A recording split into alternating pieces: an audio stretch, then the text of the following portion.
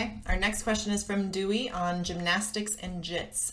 Hey Rob, I'm excited that my gym finally got gymnastics rings. Do you have any free resources for beginners that you would recommend? My primary sport is Jiu Jitsu. Straight arm strength in particular is tough to come by, trying to find progressions for those. Also, I'm curious as to what you do for neck and wrist conditioning. Mine are always creaky from grappling. Tap earlier. On the ring strength work, there's a great book called Overcoming Gravity, and huge tome, but really has some slick progressions in it. Very simple.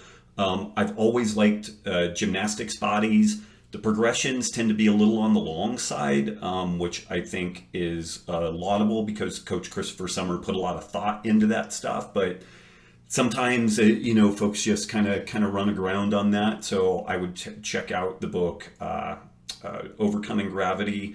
And then on the neck and wrist conditioning, Nikki got me into the Kinstretch stuff, in which we do something called... If you look up functional range conditioning, I'm sure there's tons of YouTube videos on it, but you can learn how to do what's called CARs, controlled articular rotations, and they have them for the neck. They have a wrist series as well. So, that's something you should do every single day. Yeah. And then in poking around, like classic wrestler bridging and stuff like that, like there's some information back and forth on whether or not one should do that. If you didn't develop that skill set as a kid, then maybe it's not as good, but doing a basic neck harness and strengthening the neck, inflection, extension, lateral movement. There's a thing called the Iron Halo, I believe, something like that I've been looking at. It's like $600 though, so it's kind of pricey, but it looks really good. It sits on your head, and you hook it up to either a pulley system or a weight system, and then you can. So is it like resisting as you're... It's resisting through all these different ranges of movement. Those things are really helpful. If you have a partner that is willing to help you with things, they can just provide manual resistance with all the different directions. That's kind of a pain in the ass to do sometimes, though, but that's definitely helpful.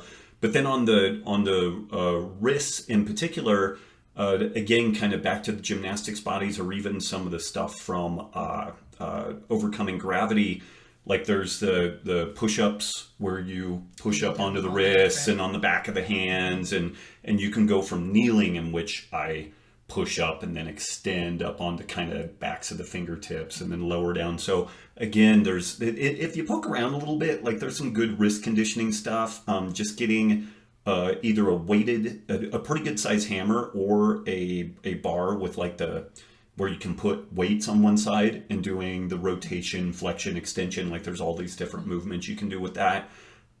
It's really valuable and really effective, but it's super simple stuff. You just kind of need to get a little bit of a template or an idea of some of the things to drop in on that. Okay.